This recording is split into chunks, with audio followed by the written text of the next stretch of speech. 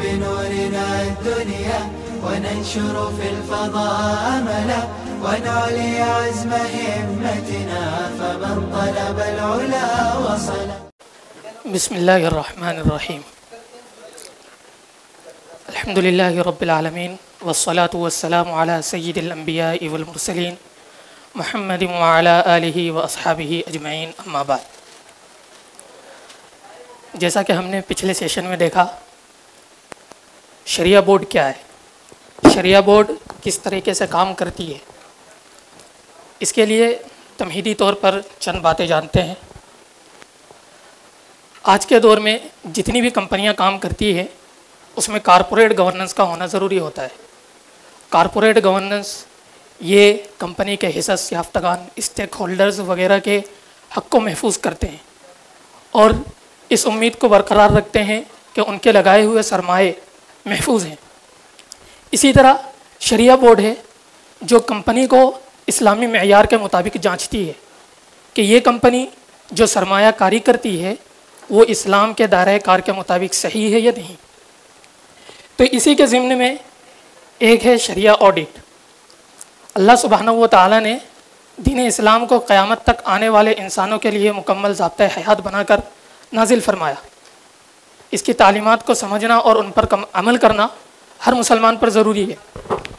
और चूँकि आज के दौर में तिजारत एक ग्लोबल शक्ल इख्तियार कर गया है, आज के दौर में जो कंपनियां काम करती हैं वो किसी एक मुल्क तक महदूद नहीं रहती बल्कि पूरी दुनिया में काम करती है। इसीलिए कंपनी के स्ट्रक्चर का ख्याल रखना, उनके मालियाती सिस्टम वगैरह को देखभाल करना, उसकी ऑडिट करना, ये शरिया बोर्ड की भी जिम्मेदारी होती है। ऑडिट क्या है? ऑडिट का तारुफ। लुगत के एतबार से लफ्ज़ ऑडिट का मब्दा व माखज़ लातीनी ज़बान का लब ऑथिर है जिसके माना सुनने के हैं। कारोबारी हिसाब के जांचने के लिए इस लफ्ज़ को इस्तेमाल करने की वजह से पहले ज़माने में जब ताजिर को अपने कारोबारी मामलात में ऊंच नीच का एहसास होता था तो वह मामले की तह तक पहुंचने के लिए किसी माहिर आदमी का इंतखाब करते जो कारोबार के साथ बराह रास्त मुंसलिक कारोबारी मुलाजिमीन से मिलकर मज़कूरा मामलात में मुख्तलिफ़ लोगों की राय सुनता था, जिनसे उन लोगों के लिए ऑडिटर का लफ्ज़ ज़बान ज़द आम हो गया।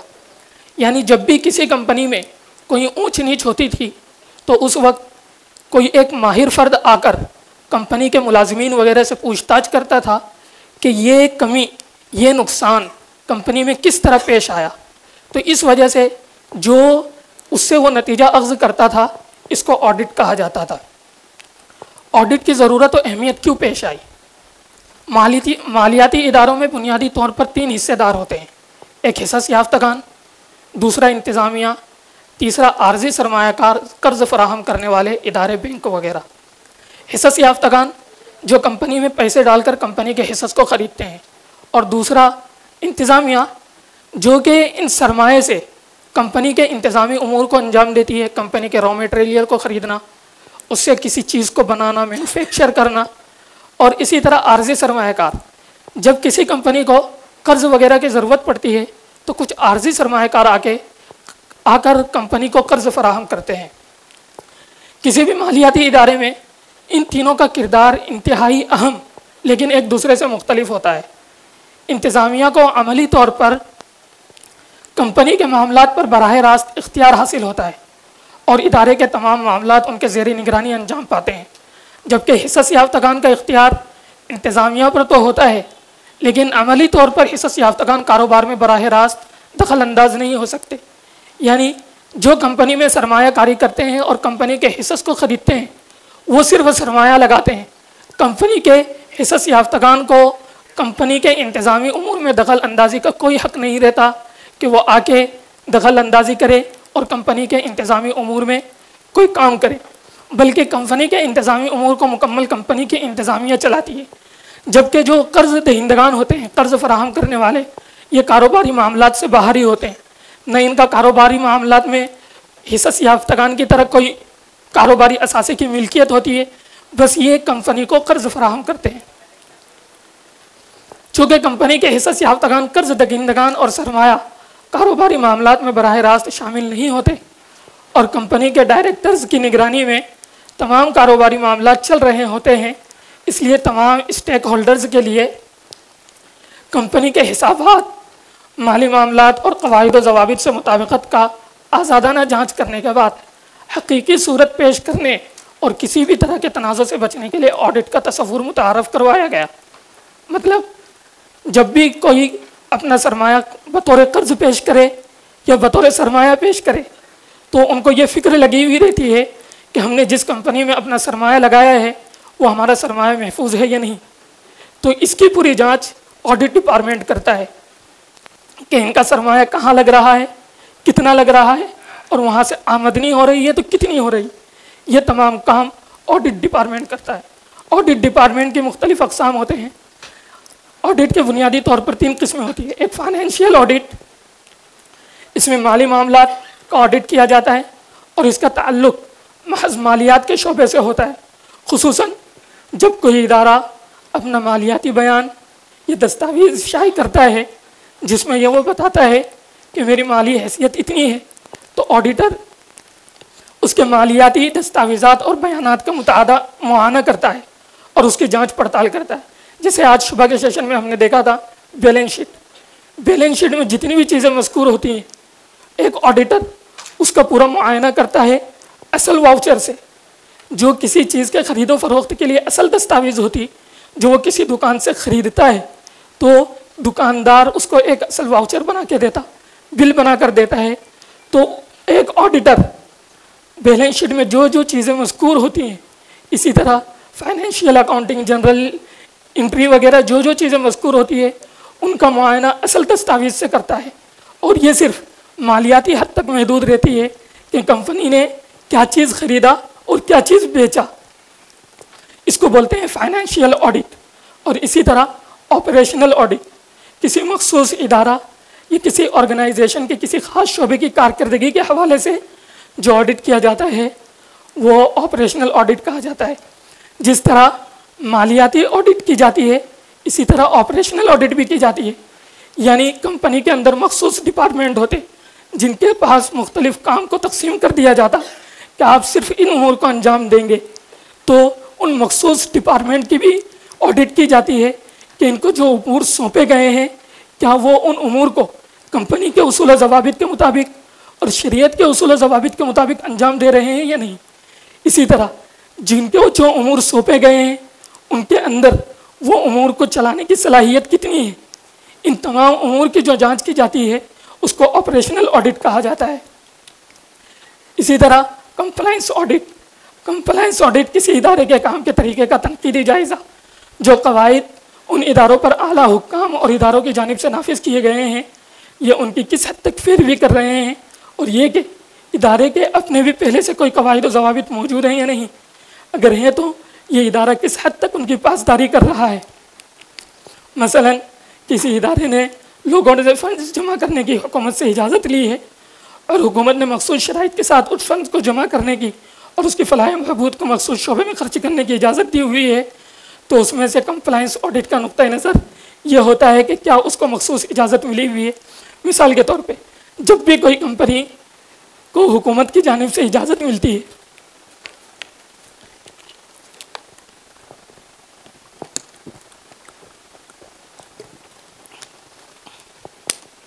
जब भी किसी कंपनी को हुकूमत की जानिब से इजाज़त मिलती है तो हुकूमत उसको एक हद तक सरमाया लोगों से सरमाया इकट्ठा करने की इजाज़त देती है, उससे ज़्यादा सरमाया इकट्ठा करने की इजाज़त नहीं देती।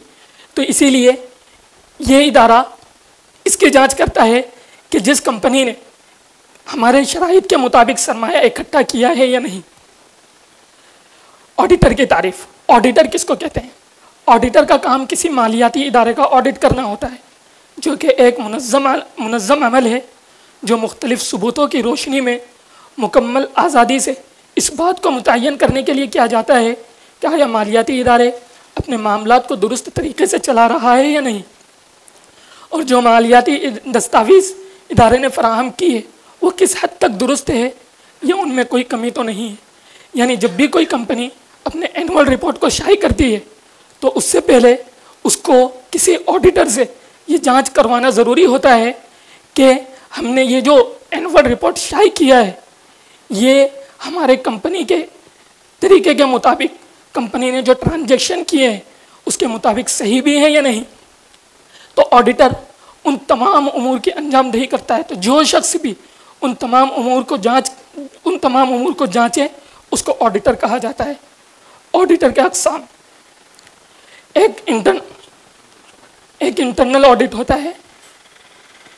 इंटरनल ऑडिट ये कंपनी का अंदरूनी इदारा होता है जो कंपनी के अंदर रहते हुए कंपनी के नीचे कंपनी के मालियाती शोबों की ऑडिट के उमूर अंजाम देता है। इंटरनल ऑडिट के क्या फ़वाइद होते हैं? शेयर होल्डर यानी बोर्ड ऑफ डायरेक्टर को मालियाती इदारे के अंदरूनी मामला से मुकम्मल आगाही हो जाती है। इसी तरह कंपनी पर एक्सटर्नल ऑडिट भी लाजमी होती है, यानी जब कोई कंपनी बैलेंस शीट शाये करती है तो उसके लिए किसी हुकूमत के ऑडिटर को अपने बैलेंस शीट का, उस कंपनी की बैलेंस शीट का ऑडिट करवाना ज़रूरी होता है। तो कंपनी को इंटरनल ऑडिट के ज़रिए पहले से ही अपनी कमियों का मुकम्मल पता चल जाता है और उसके मुताबिक वो अमल कर लेती है। खारिजी ऑडिटर यानी एक्सटर्नल ऑडिट, ये वो ऑडिटर होते हैं जो किसी ख़ास इदारे से मुंसलिक नहीं होते बल्कि एक आज़ाद इदारे के तौर पर काम करते हैं और मुख्तलिफ़ इदारों की ऑडिट की खिदमत फराहम करते हैं। मालियाती इदारों की एक्सटर्नल ऑडिट के लिए हुकूमत की तरफ से बाकायदा लाइसेंस लेना लाजमी होता है, जिसको कॉरपोरेट चार्टेड अकाउंटेंट से कहते हैं। जिसके पास चार्टेड अकाउंट का सर्टिफिकेट और लाइसेंस हो उसको एक्सटर्नल ऑडिट करने का हक होता है। एक्सटर्नल ऑडिट के फ़वाइद क्या होते हैं?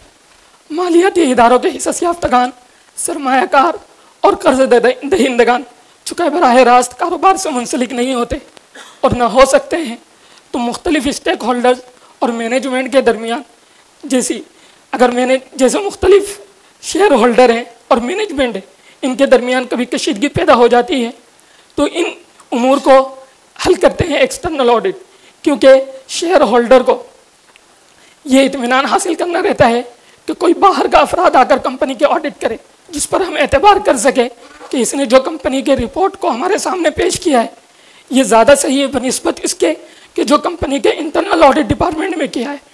इसीलिए एक्सटर्नल ऑडिटर की सबसे बड़ी खुसूसियत यह होती है कि वो स्टेक होल्डर को एक इत्मीनान दिलाता है कि आपका सरमाया महफूज है। शरिया ऑडिट। स्टेक होल्डर्स कितने होते हैं? कौन कौन? मतलब एक तो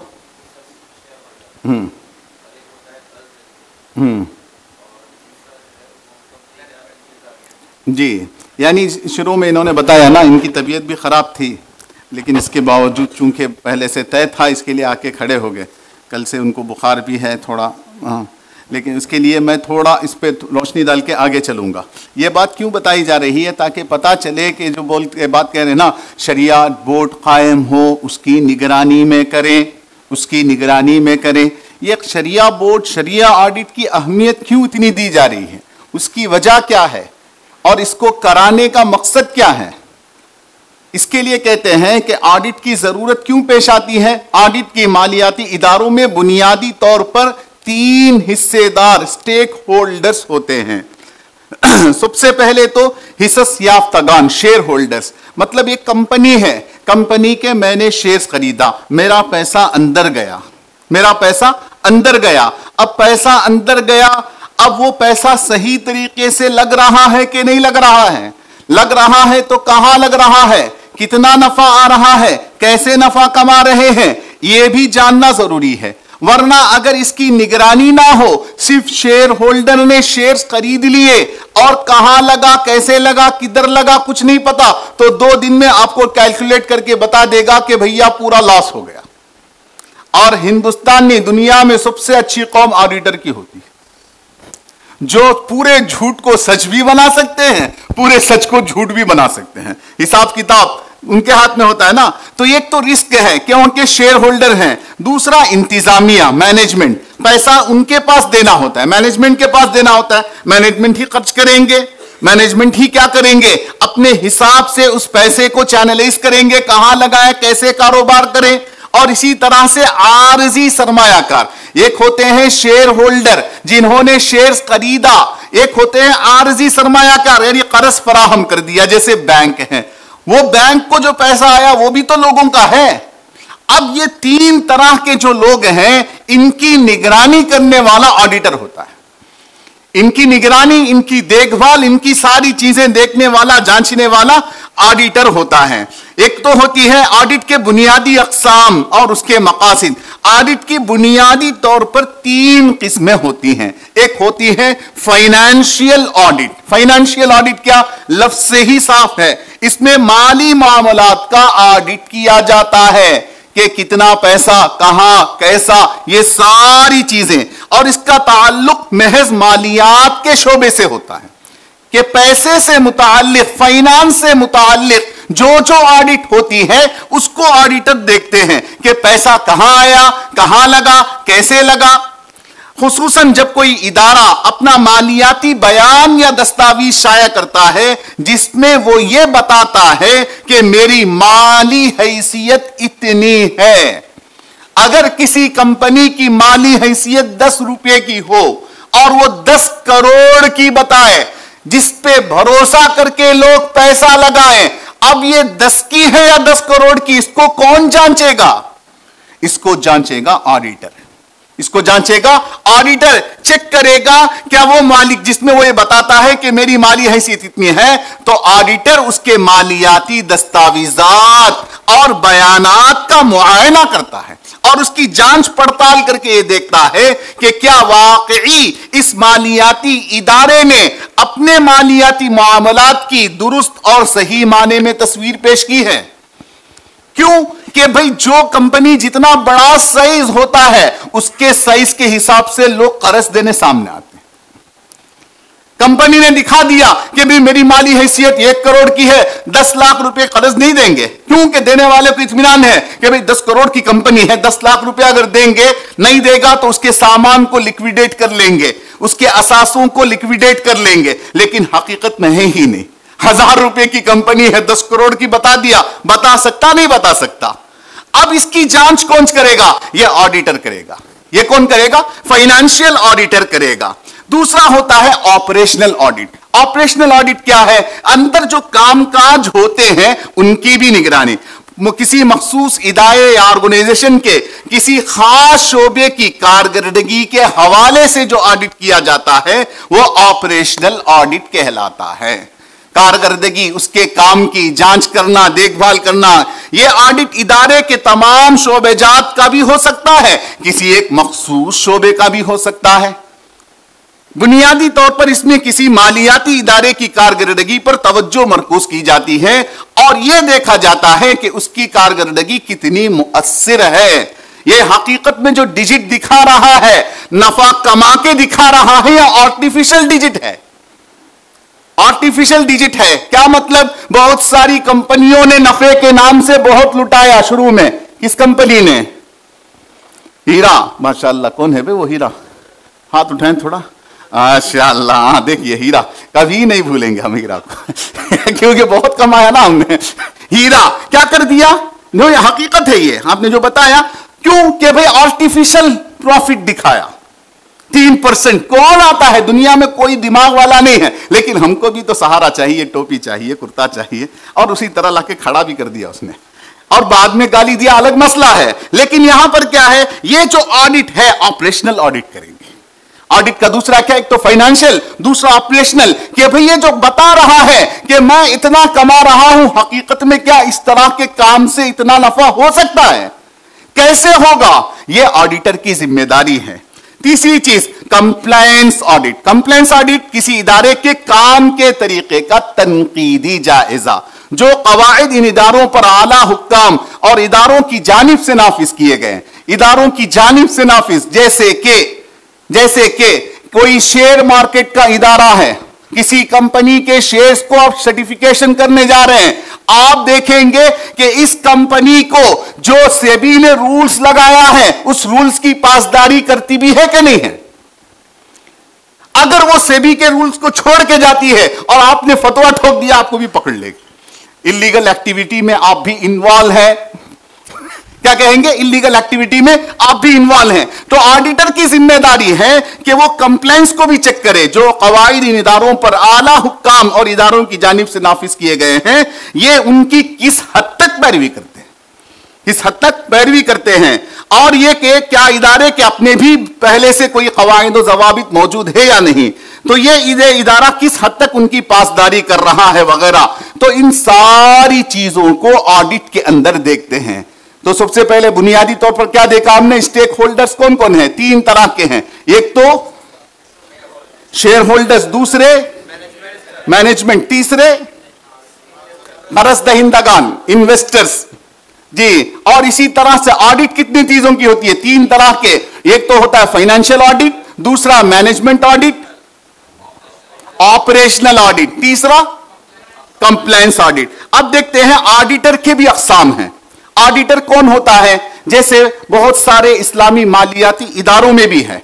जैसे इस्लामी मालियाती इदारों में भी खदशा है ना कि आपने अंदर ही किसी लोगों को, ऐसे लोगों को, फ्रॉड लोगों को रख दिया जो आपकी ऑडिट रिपोर्ट तो ठीक से दे रहे हैं, बाहर की भी तो ऑडिट करे, कोई आजाद ऑडिटर भी तो हो जो आपके ऑडिट की ऑडिट करे, जो आपके ऑडिट की ऑडिट करे, देखे कि भैया आप जो रिपोर्ट दे रहे हैं ये हकीकत में भी है कि नहीं है।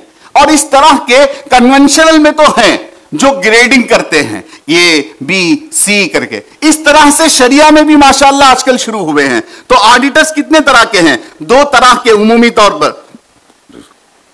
एक तो होता है इंटरनल ऑडिट। इंटरनल ऑडिटर इदारों के अंदर बहैसियत ऑडिटर काम करता है। इंटरनल मतलब अंदरूनी, बहैसियत क्या करता है, ऑडिटर काम करने वाले अफराद होते हैं जो वक्तन फवक्तन इदारे के मुख्तलिफ शोबों के मामलात को देखते रहते हैं और कवाइद व ज़वाबित की खिलाफ वर्जी और मुकर्ररा कवानीन से रूगर्दानी की ऑडिट में निशानदही करते हैं।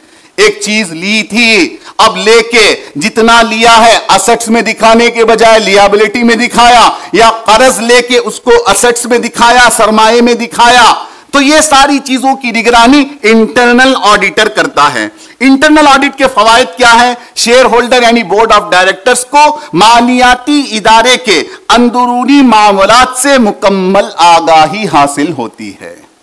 किसको हासिल होती है, शेयर होल्डर।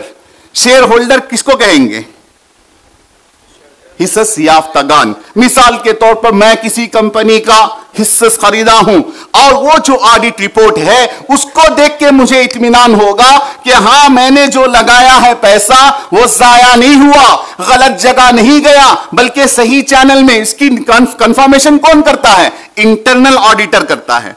एक्सटर्नल ऑडिट से पहले इंटरनल ऑडिट के जरिए मालियाती इदारों के अंदरूनी मालियाती मामलात की दुरुस्तगी मुमकिन और आसान हो जाती है। 2 तरह के ऑडिट होते हैं, एक तो एक्सटर्नल ऑडिट होती है, दूसरा इंटरनल ऑडिट होती है। और आम तौर से कंपनियों के लिए सेबी वगैरह ने यह उसूल बनाया है कि आप अपनी कंपनी को चलाने के लिए, अपनी कंपनी के मामलात को देखने के लिए आपने अपना खुद जाती ऑडिटर रखा है।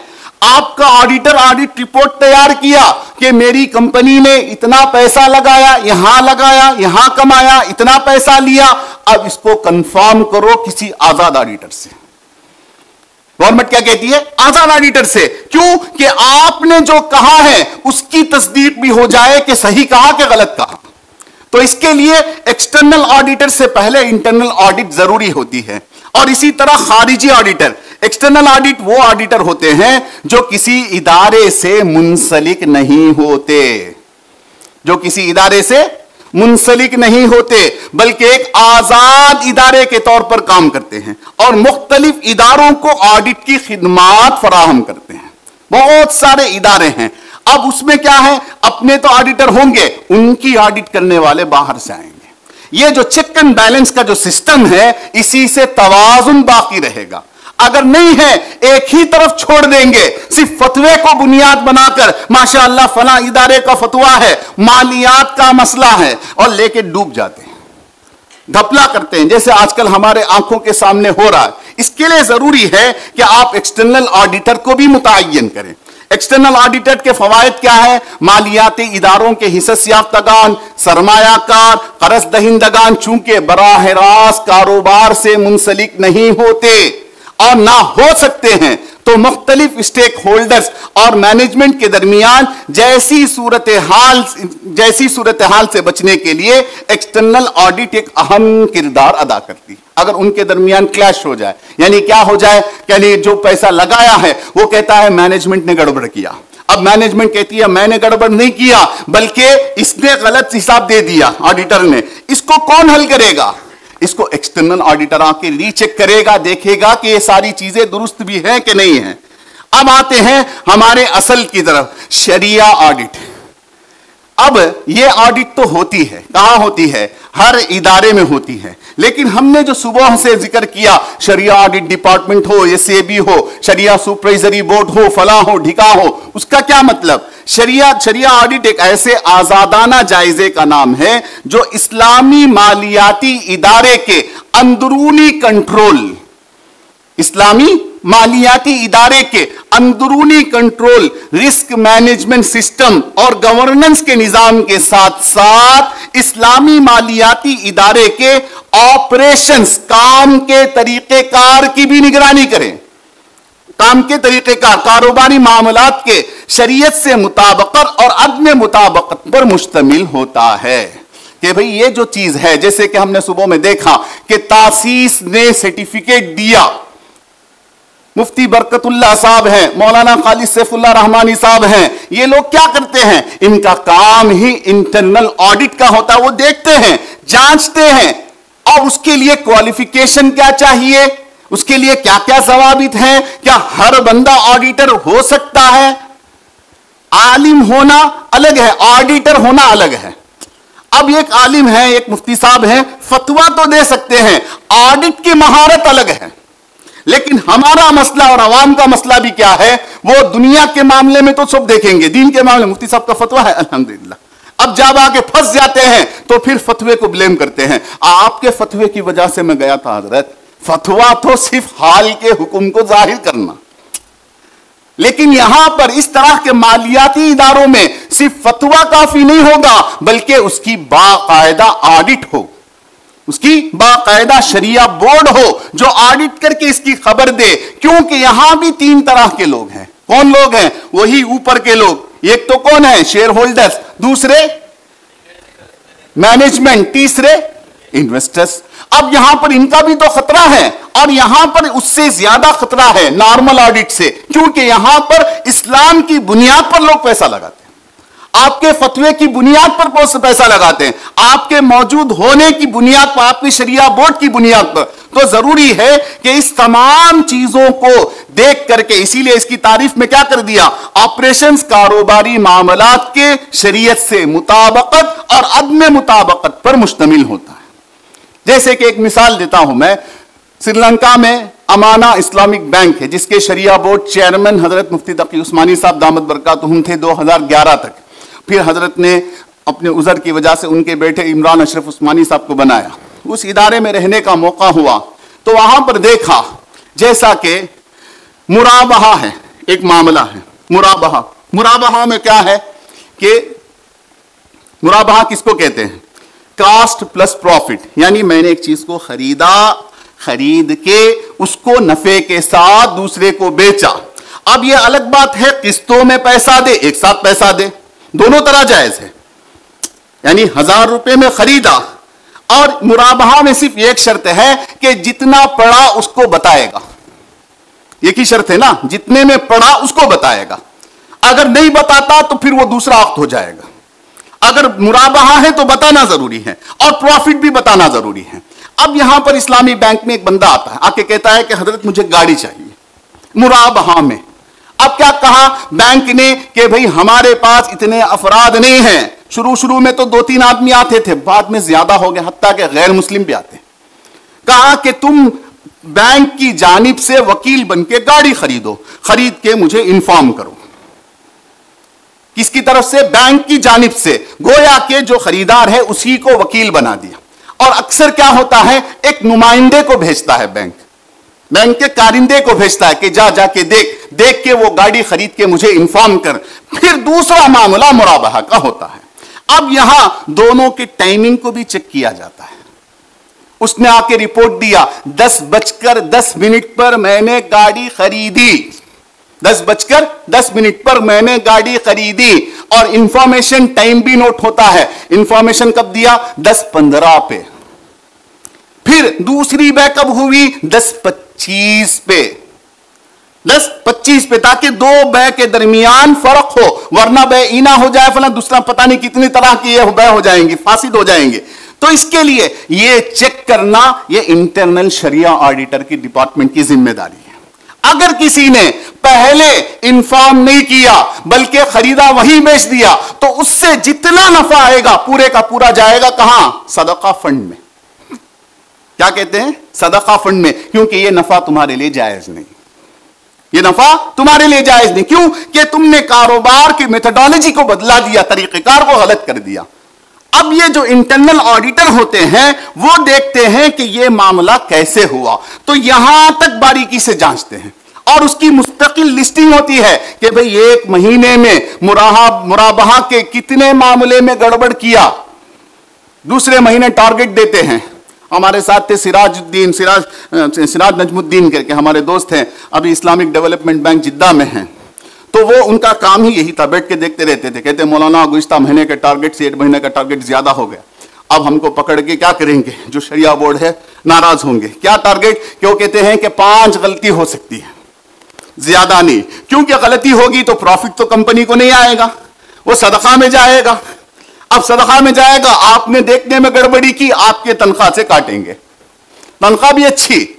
लेकिन कहने का मतलब यह है कि तब जाके किसी मामले को हम कह सकते हैं कि शरिया बोर्ड इस तरह से काम करती है। जैसे एक साहब ने सवाल किया ना, शरिया बोर्ड क्या बताती है? वही बताती, वो नहीं बताती। इसका मतलब यह नहीं है, बल्कि पूरे ऑपरेशंस को देखेगी कि किस तरह से काम करती है, कैसे काम करती है। कोई कंपनी अगर पैसा लेती है तो किस बुनियाद पर, देती है तो किस बुनियाद पर, लगाती है तो किस बुनियाद पर, कहां लगाती है। अब हमारे पास आके फतवा पूछते हैं कि हजरत मुझे फला कंपनी चलाना है, और आमतौर से आप देख लें मुफ्ती तकी उस्मानी साहब दामत बरकातुहू के जो फतावा हैं उसमें किसी कंपनी के बारे में जवाज का फतवा नहीं होगा। यानी इंडिविजुअल कैपेसिटी पर कोई पूछे कि हजरत मेरी कंपनी इस तरह से काम करती है, क्या इस तरह से काम करना जायज है? अगर हजरत कह देते जायज है तो कयामत तक उसको तावीज बना के लगा लेगा। क्या करेगा? लगाएगा, नहीं लगाएगा कि हजरत ने दे दिया। हजरत कहते हैं कि भैया हमको आपके कंपनी के तरीकेकार से वाकिफियत नहीं, आप उसके पूरे तरीकेकार को जिक्र करें, फतवे के बजाय मुस्तकिल शरिया बोर्ड रखें। अगर फतवा दिया भी तो मशरूत फतवा देते हैं कि भाई इसने जो बताया हालात हाजिरा को मद्देनजर रखते हुए, अगर हालात तब्दील हुए ये फतवा अनवैलिड होगा। क्योंकि मामलात है और इस मैदान में लोग क्या है, ताक पे खड़े हैं, और खासतौर से हिंदुस्तान में किसी भी चीज को इस्लामी रंग दे दे तो और ऊपर उड़ती है। मैं यहां जिक्र नहीं करूंगा एक कंपनी का, चलिए उसको जिक्र करेंगे लंबा हो जाएगा जी, ठीक है। इंटरनल शरिया ऑडिट, इंटरनल शरिया ऑडिट का एक मुकम्मल अलग शोबा होता है जी।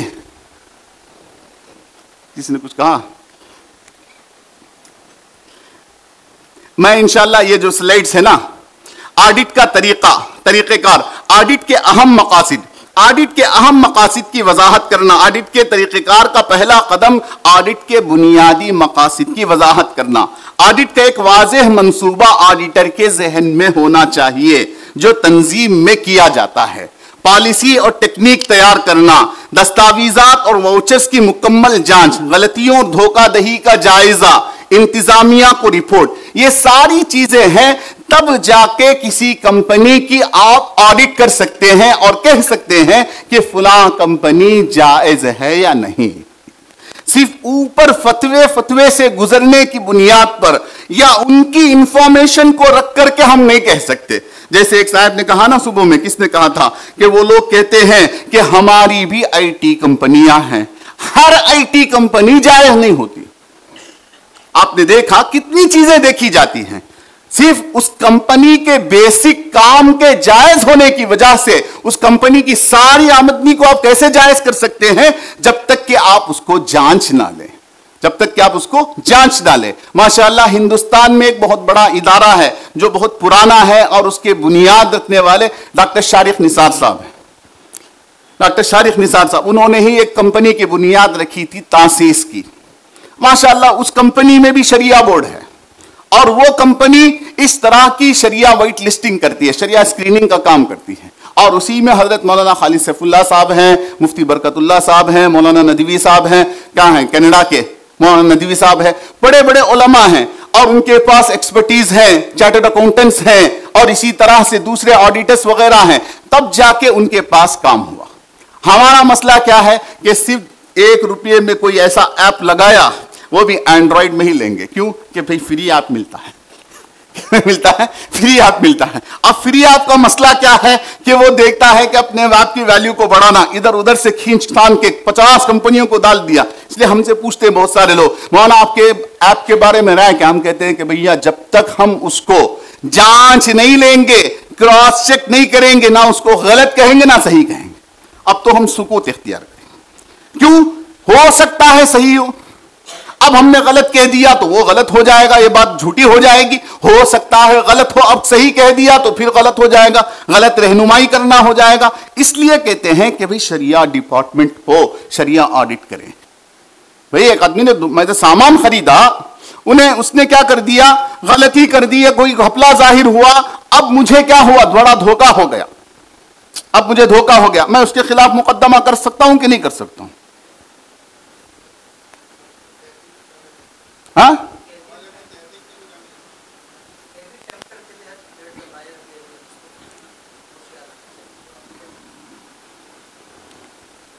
कानून कहता है भाई तू पागल था क्या कानून क्या कहता है?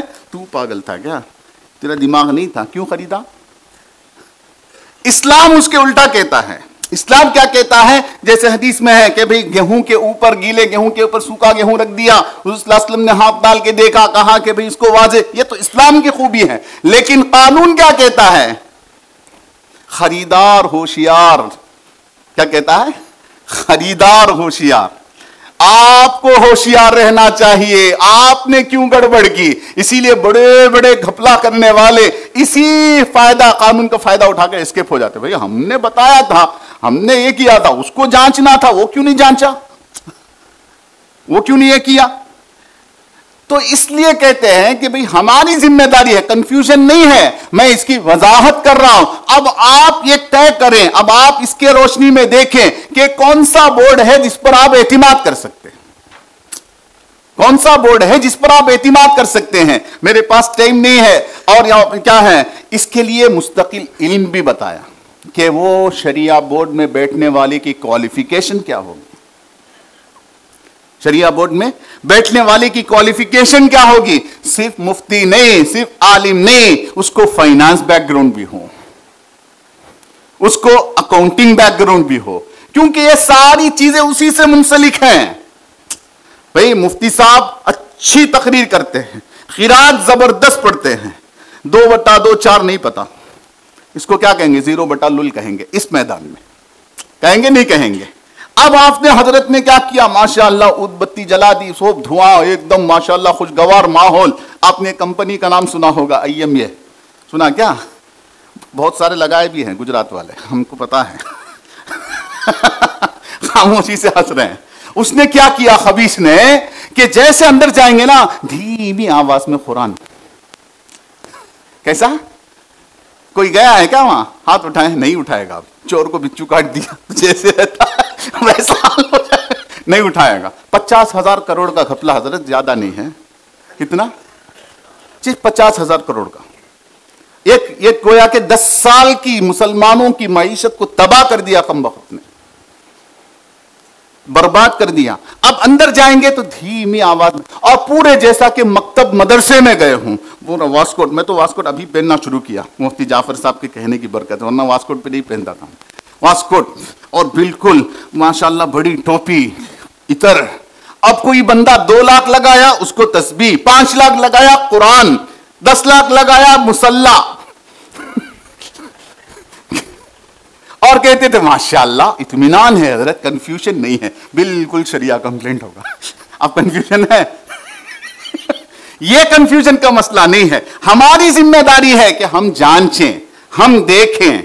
और इसमें आप देखें किसी भी कंपनी में उलमा घुसते हैं ना, फिर आवाम आंख बंद करके घुसेगी, आंख बंद करके, भाई फला मौली साहब थोड़ी गलत हो सकते हैं। इसके लिए आपको सबसे पहले होशियार रहना चाहिए, देखना चाहिए कि इस कंपनी ने कंप्लायंस को कितना पूरा किया, शरीयत के हिसाब से कितनी है, इसकी बोर्ड में कौन है, इसकी बोर्ड में कौन है। और हमारे उलमा का भी एक अजीब मसला है, हम कहते हैं कि भैया ये बोर्ड में तो है लेकिन ये इनके पास एजुकेशन क्वालिफिकेशन जो ऑडिट के लिए दरकार है वो नहीं है, तो फौरन कहते उलमा की तौहीन करते हैं आप, क्या आलिम होना काफी नहीं है अल्लाह के नबी के बारे।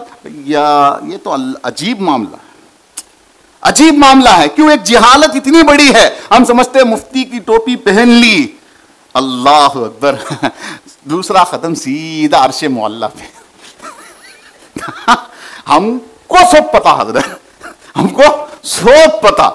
अब जिहालत का एहसास ही खत्म हो जाता है कि हमको कुछ सीखना भी है, हमको कुछ सीखना भी है। इसके लिए कहते हैं कि खास तौर से शरिया बोर्ड है, माशाअल्लाह मौलाना हुज़ैफा साहब उस्ताद दामत बरकातुहू ने एक कदम उठाया है और माशाअल्लाह एक कोऑपरेटिव सोसाइटी बनाने का हम लोग सोच रहे हैं। हम चाह रहे हैं कि उस एतिबार की सोसाइटी हो जो इंडिया में फर्स्ट सोसाइटी होगी, जो इन हाउस शरिया ऑडिटर के साथ रहेगी और एक्सटर्नल ऑडिट भी होगी, सारी चीजों को देखेंगे। हम कब तक ये रोते रहेंगे कि भैया हमारे पास कोई इदारा नहीं, इदारे तो बनाने से बनते हैं और चलाने से चलते हैं, उसके लिए अफराद भी चाहिए।